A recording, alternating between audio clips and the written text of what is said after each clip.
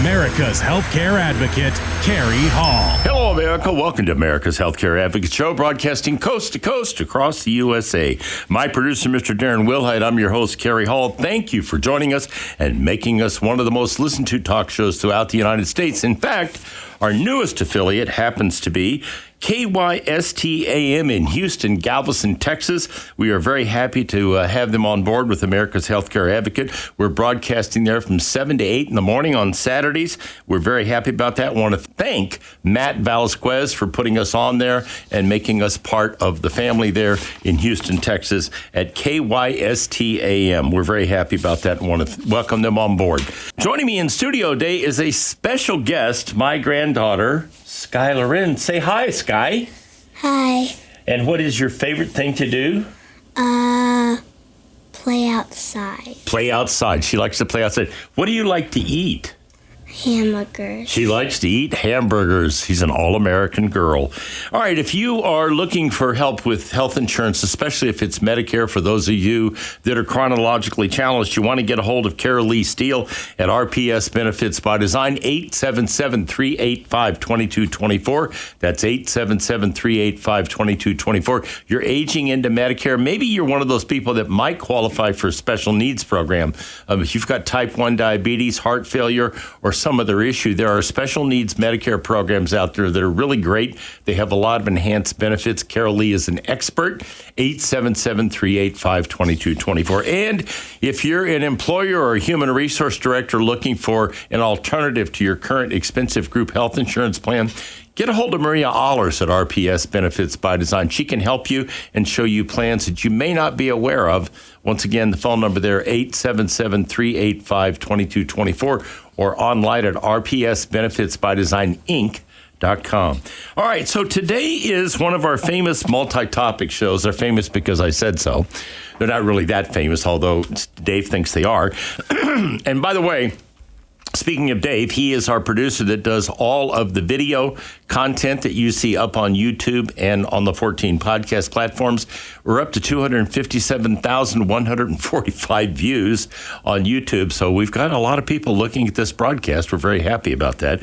And my producer in studio, obviously from Odyssey, is Mr. Darren Wilhite, who is an expert. All right. So, in the last multi-topic show I highlighted I guess what you could call the Republican alternative to Medicare for All. And that was Nikki Haley's plan to enlarge Medicare Advantage programs. Medicare Advantage programs currently have more enrollees than actual Medicare itself. Medicare Advantage programs have 65,636,490 people enrolled as we speak, while Medicare itself has actually 34,073,277 million people enrolled in Medicare. So Medicare Advantage is very popular, great high satisfaction rate with people that are on it. Her idea is to expand Medicare Advantage and make that open to a larger number of people, typically from 50 or above, maybe even lower than that. But that's her model, and it's a model that is run by private healthcare in conjunction with Medicare CMS. Well, there's a Democrat alternative, and we like to give you both sides of the coin here. Representative Dean Phillips, who is running for president. You may not know that, but you do now. Representative Dean Phillips is a 54-year-old businessman turned three-term congressman, and he announced that he would challenge President Biden in the Democrat primaries. He is a congressman from Illinois. So he believes that President Biden cannot beat former President Trump. That's an argument that is yet to be resolved. But anyway, he has a different idea. You've heard me talk about this before. Medicare for All is a very popular idea with progressives and with a lot of liberal folks in this country. And he is proposing that we do Medicare for All. And this is out of the Wall Street Journal. They did an editorial on this they thought was very interesting. It's that this week he endorsed Medicare for All, made famous by the self-described socialist Bernie Sanders, whose legislation proposed to outlaw private insurance covering 175 million people. Whereas Mr. Sanders has depicted himself as an agent of revolution, Mr. Phillips is framing himself in Medicare for All as the most centrist, moderate, pragmatic solution to a national crisis. Well, the first thing I need to know is where's the national crisis? Because I don't know that there is a crisis right now. Now, we'll go on to talk a little bit more about what his idea of a crisis is and why. He argues that the existing U.S. healthcare system produces middling outcomes, high prices, and millions of uninsured people. Well, hold on. Stop for a minute. I thought when we passed Obamacare, the whole idea behind Obamacare was to cover all those people that weren't covered. We've got 2.8 million people on Obamacare right now, and the current federal government is spending $1.8 trillion on combined Medicare, Obamacare, et cetera. So I'm kind of lost where he's getting us. I thought we already had a solution to this, and that was Obamacare, because Obamacare was supposed to cover all of the uninsured with the subsidy programs and everything it's put in place. Let's go on. He argues that existing healthcare systems produces middling outcomes, high prices, and would allow private insurers to offer concierge services. But he thinks scrapping most of what they do would yield administrative efficiencies. Hold on a minute. Administrative efficiencies in a program run by the federal government. Isn't that an oxymoron? Administrative efficiency in federal government? At least I think it is. So he goes on to talk about how we're going to save money and how this is going to be a better administered program. Well, let's go back and take a look at Medicare for a minute. The last trustee report done by the Medicare trustees said there was $52 billion in fraud and waste. That's for 1 year. $52 billion in fraud and waste. But they're going to do this more efficiently than private health insurance companies that now administer Medicare Advantage programs with less than 1% of actual fraud and waste in those programs. Maybe it's between 1 and 2. That could be a slight exaggeration, but it's somewhere between 1 and 2%. They're not losing $52 billion a year in fraud and waste. Oh, and by the way, they insure twice as many people, 65 million, as original Medicare at 34 million. So what's going to happen when you blow this up? Okay, and you turn this into Medicare for all, and we have the federal government running the program. I think you're going to see greater fraud and waste. I think you're going to see a program that denies people care, and I think you're not going to be very happy with what you get.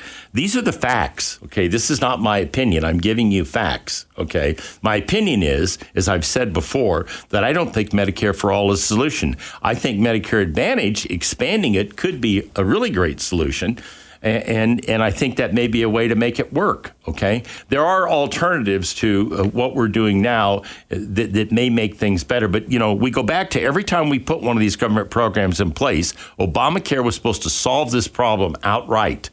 Okay, well, it certainly helped an awful lot of people. As I said earlier in my first remarks, you've got, a large number of people, 2.8 million people, covered on that plan in the last 12 years. So the plan is popular. A lot of people it's working for a lot of people. But where Mr. Phillips has a point is Obamacare is not working for everybody. So if you are in your late 50s or early 60s and you don't get a subsidy, you could be paying as much as $1,200 or $1,400 a month for health insurance. So there is an issue there.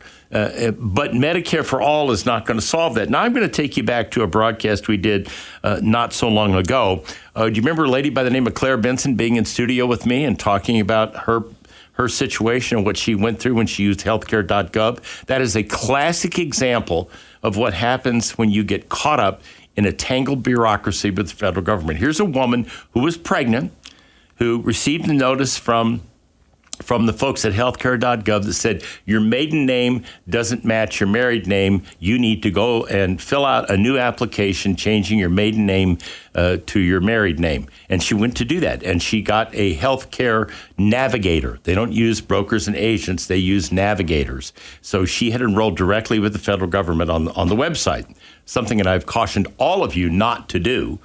Because of the problems that ensue when they screw something up, which they do, unfortunately, on a frequent basis. In this particular case, she went forward with this program and wound up having her entire insurance policy canceled because the inept person on the other end of that phone that was working with you as a navigator didn't know what she was doing. It took 3 months for her fighting with them, with my help and with some local folks here, television personalities and an attorney, to get her coverage back in place. That's what she went through dealing with the federal government. So do we really want Medicare for all? And do you really believe you're going to see more efficiencies with the federal government administering it? So here's how I normally frame this. national health care will be administered with the efficiency of the post office and the compassion of the IRS. We'll be right back from the break. You're listening to America's Healthcare Advocate, broadcasting here on the HI Radio Network, coast to coast across the USA. We'll be back, right, Sky? Yeah. Okay. The Golden Rule. Treat others as you want to be treated. I'm Steve Keeker, and this is one of the founding principles of my firm, Senior Care Consulting. Since 2002, our value statement has included honor our mother and father, respect our elders, care for those in need, and treat your family as our own. We've been honored to help hundreds of families make one of the most difficult decisions they could ever make, serving them in their greatest time of need.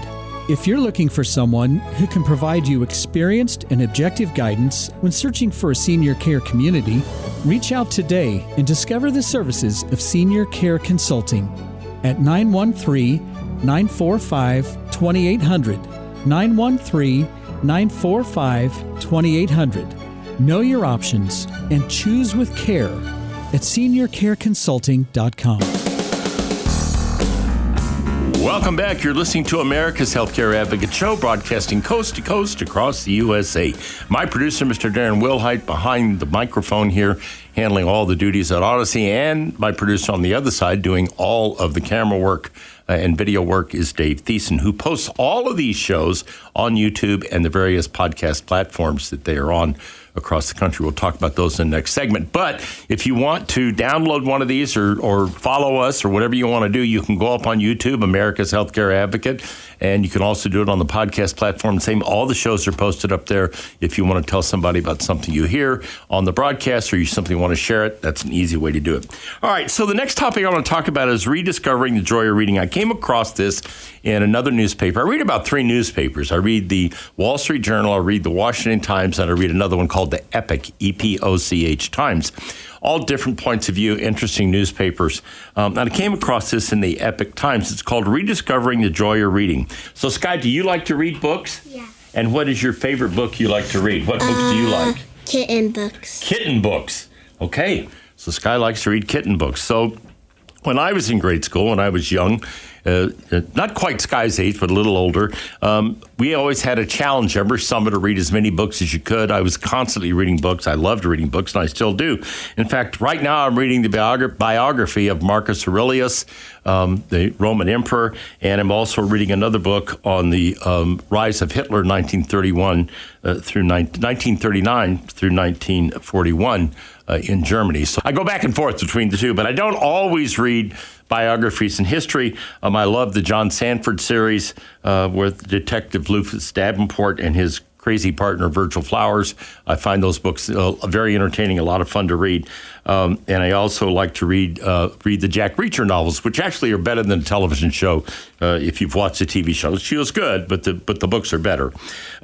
So I think reading is important. I think we kind of get away from that a lot now. There's so much going on with television, and we're constantly on our phones, going back and forth, watching videos, whatever the case may be, that we don't spend a lot of time reading. And I think it's also somewhat tragic that a lot of children don't read much anymore. They're all caught up on the video games and the screens and all the rest of it. Sky, do you read at home? You do? Okay, that's good. Okay, and you read at school? Yeah. Okay. So reading is important. It's also very relaxing. Here's something that I find interesting. A lot of people have televisions in their bedroom. I have never had a television in the bedroom. Let me explain to you. I read at night before I go to bed, typically for a half hour to an hour, sometimes longer than that. It just depends on the evening. But here's what I thought was interesting. This came out of the Journal for American Medicine. Watching TV in the bedroom can interfere with sleep in a few ways. First, bright light emanated by the TV screen suppresses the production of melatonin.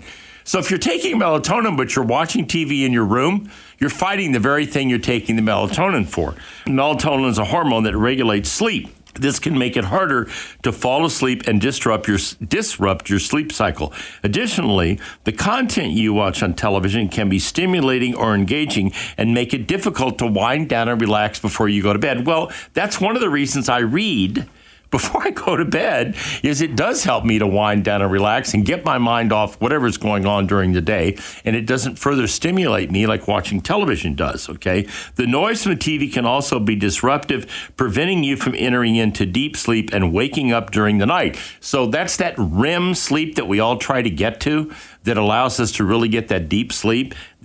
You see how disruptive this is. So it goes on to say it's recommended you have a sleep-friendly environment in the bedroom, avoiding screens, meaning computers, television, phones, all the rest of it, and creating a calm, dark space so you can get better sleep. Do you watch television in your bedroom? You do. Well, that's not good. I didn't know that. We'll have to chat about that one. Here's another piece to reading, which I thought was very interesting. You know, I don't like doing crossword puzzles, and if you're chronologically challenged, you know that we're constantly being, you know, the cognitive issue is there. You know, how's your memory? Are you remembering everything? Are you starting to forget things? Sometimes I forget names, okay? That's my biggest problem is with names from time to time, okay? But what I think is interesting is that reading can improve cognitive your cognitive ability. Like I said, this is every day. I read the Wall Street Journal every day. I read the Washington Times and the Epic Times, which comes once a week. I read that during the week. It's a pretty good-sized newspaper. There's a lot of different sections to read in it. But I try to read all of those, and I get a lot of information from them, and I enjoy reading them. So here's interesting. Reading can have a positive impact on your cognitive abilities in seniors. Regular reading exercises the brain, stimulates mental activity, and can help improve memory, concentration, and overall cognitive function. It also enhances your vocabulary, language skills. See, Dave's laughing. I need enhancement in the language skills, okay? Critical thinking abilities and more. Engaging in reading activities, whether it's books, newspapers, or online articles, can be beneficial and enjoyable way for seniors to keep their mind sharp. So, you know, one of the things that they constantly recommend for seniors to do is crossword puzzles. I hate crossword puzzles, okay? I absolutely hate them. I don't enjoy them. I don't want to do them. I've tried multiple times. It's just not something I like. However, I can sit on a Sunday morning and read the Wall Street Journal, the Saturday Wall Street Journal, which I typically read on Sunday. It's their largest newspaper of the week. I can spend 2 or 3 hours reading that newspaper without stop. Because I find it interesting, I find it stimulating. I learn an enormous amount of information, not necessarily all financial. There's a lot in that newspaper has nothing to do with finance. There is a business section every week, every day rather, and then there's a thing called the exchange section, which is on Saturdays, which is strictly related to stocks, bonds, business transactions, etc. Very interesting. But my point in all of this is that reading seems to be something we're doing less of, not more of. And I strongly suggest that you get the TV out of the bedroom. I'm going to give you an example. I have a friend of mine who is a Marine, ex-Marine, who served in combat and had some pretty bad experiences. In fact, he had horrible experiences. And he was having a very difficult time sleeping. And he was, unfortunately, watching television all night.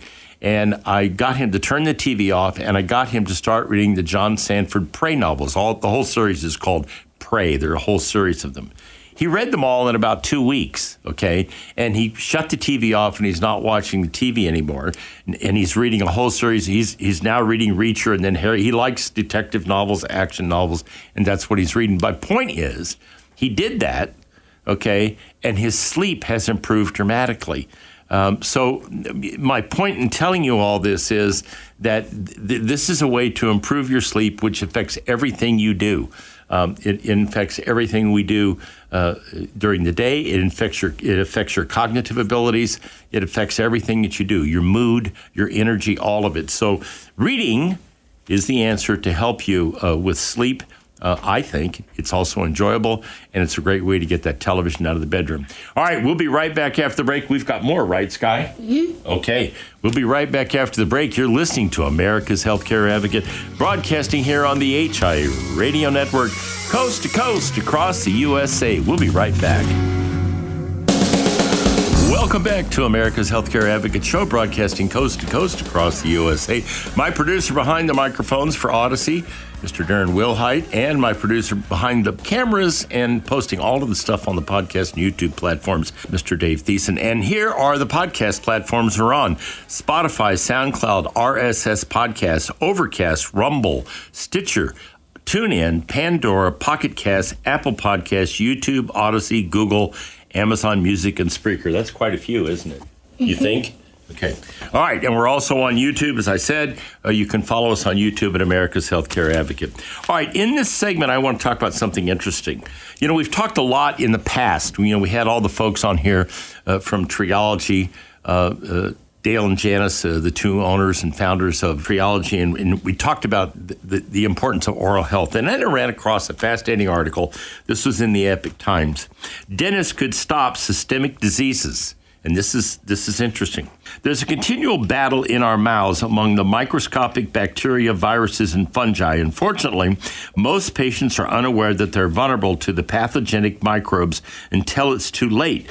There's a simple way to know ahead of time. Some dentists advocate saliva tests to see if your oral microbiomes, I got that right, might help prevent 57 non-oral diseases. That caught my attention. 57 non-oral diseases. That's what they're talking about. So, as I said, you remember the shows we did with Triology where we talked about all of the things Triology did. This was back during COVID.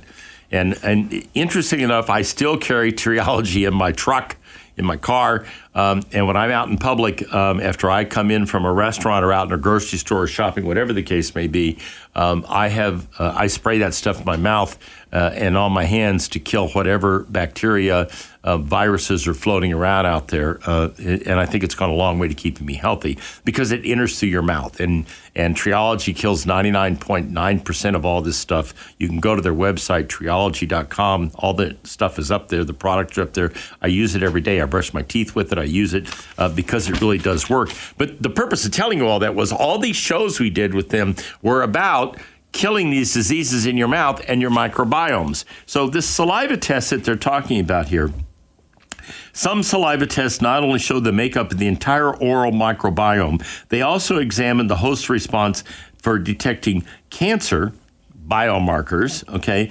that can have a unique oral microbiome signature. A study published this year in Cancers declared that the link between colorectal cancer and an oral microbiome. Can you believe that? Colorectal cancer can be detected with an oral microbiome that can be done through a saliva test. So this is very interesting. This intrigued me, okay?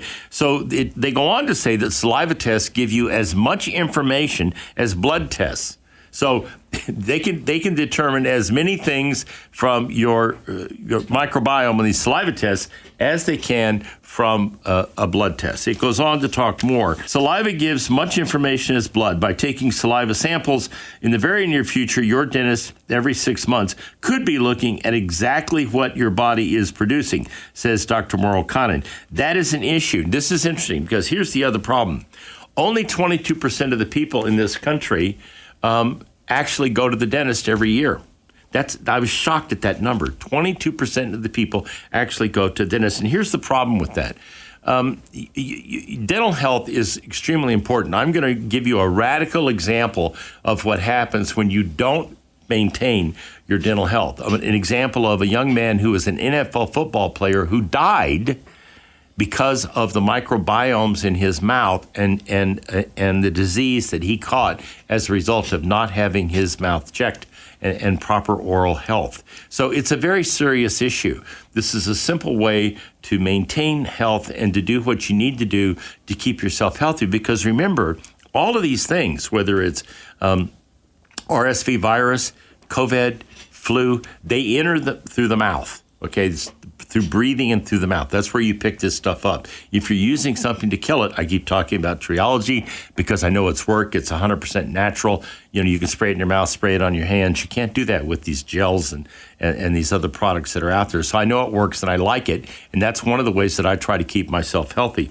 But when you've only got 22% of the people in this country paying attention to the health in their mouth, what do you think's happening? Well, number one, they're carrying all this stuff around. And number two, in a lot of cases, they're spreading it to other people.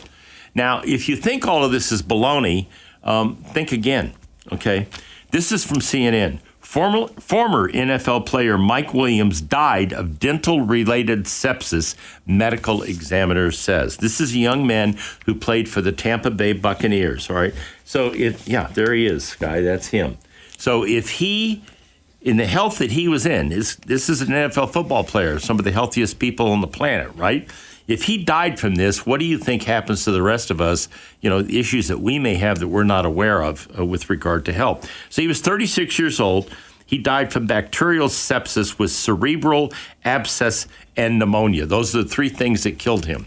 This was determined, when they did the autopsy on him, and it killed him. I mean, this is remarkable when you think about it.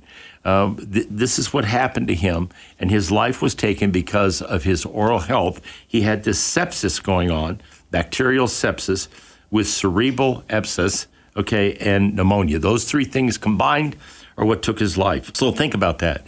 And also think about the fact that only 22% of people in this country actually go and get an annual exam, a dental exam. And make sure that they have oral health. I know when I go in to see my doctor, Dr. Lockhorn, she does a very thorough exam of my mouth, a complete thorough exam of my gums, my mouth, everything. And she's looking for oral cancer. She's looking for all kinds of other things, gum disease, periodontal disease, all the rest of it. But if you don't maintain dental health, these are the risks that you have. And, they're now moving forward with testing that they expect to have out among most dentists in the country in the not too distant future. It's going to be able to take a saliva test, and that saliva test is going to be able to determine whether you have markers for these various cancers that are out there and these other issues that you could be affected by. And so it is really quite remarkable that they're finding links between diabetes, cardiovascular disease, preterm health, rheumatoid arthritis, and liver diseases. All of that it can be determined by microbiomes in the mouth. So, what I'm basically saying here to all of you is it's really important not to put that stuff off, and it's really important to take the time to see a dentist, get in, and make sure that your oral health is where it needs to be, and do those things that are preventative things. Whether you choose to use a product like Triology, or whether you use other products, nonetheless, oral health and dental health is very important because it can do things. What happens in extreme cases?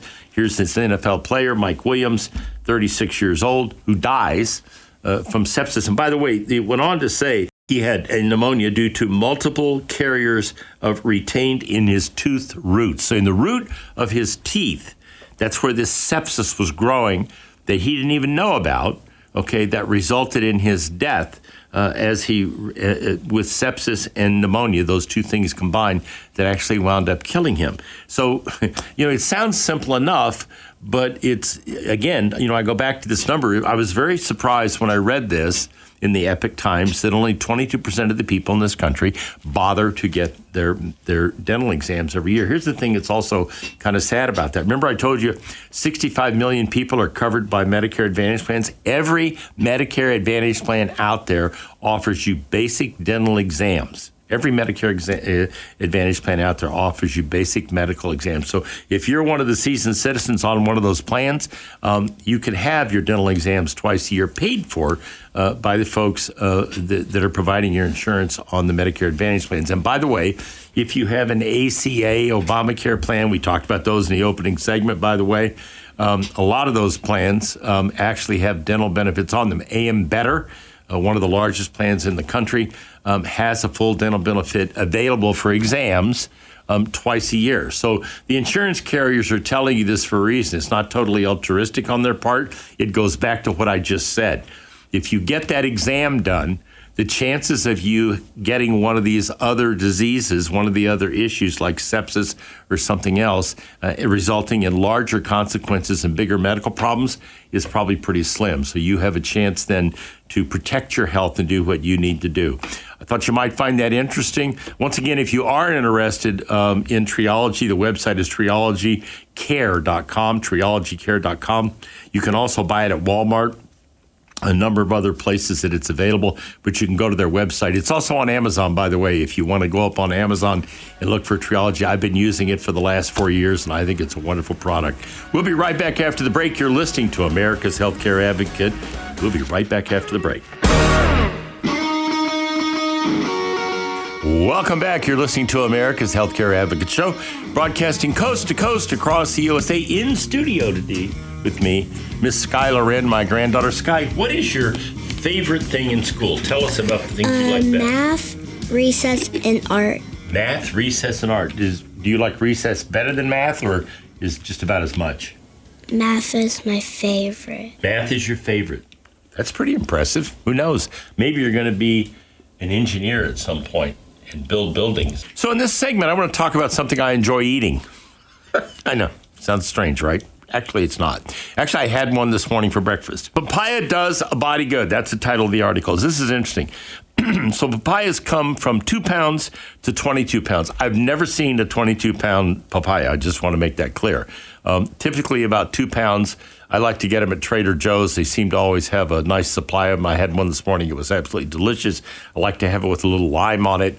I could eat 2 or 3 of those things. I got hooked on them when I went to Hawaii one time and started eating them, and I've been eating them ever since. But here's what's interesting about this. Papaya is a native of Mexico and dates back more than 1,000 years. Many varieties of papaya range in weight, as I said, from 1.5 pounds up to 22 pounds. Many tropical fruits, papaya range in nutrients, including vitamin A, vitamin B, vitamin C, potassium, magnesium, fiber, folic acid, and small amounts of calcium, iron. The fruit is also has therapeutic properties that are used in traditional Chinese medicine. So right out of the gate, the thing is extremely healthy, which is great, but it's also really good to eat. Okay, I love the way they taste. I love the flavor of them, and they're really good to eat. But they're extremely healthy. They go on to talk about papaya seeds have been used to detoxify the liver, remove intestinal parasites. How do you like that? And relieve itching from mosquito bites. And so, if you got a mosquito bite, we could put papaya seeds on it, and it wouldn't itch anymore. What do you think of that? Cool. You think it's cool? Okay, good. All right. The bioactive compounds in papaya include anti-cancer, anti-inflammatory, antioxidant, antibacterial, antifungal properties, in particular antioxidant carotenoid beta carotene, Lord have mercy, which gives papaya its color, and it also carries vitamin A, an essential vitamin that protects the body from free radicals and helps lower the risk of developing cancer and heart disease. So there's a lot of benefit to eating these things, in addition to the fact that they happen to be very good and enjoyable to eat. The risk for different diseases. So number one, heart disease. This reduces the risk of heart disease. Antioxidants in the papaya prevent cholesterol oxidation. That I thought that was pretty interesting. This is another one. Eyes. Another papaya antioxidant is used in macula and retina eye. So macular degeneration, it helps slow down or prevent macular degeneration. Lycopene studies have also shown that anti-aging protection for the brain. Well, I guess I better start eating more papaya.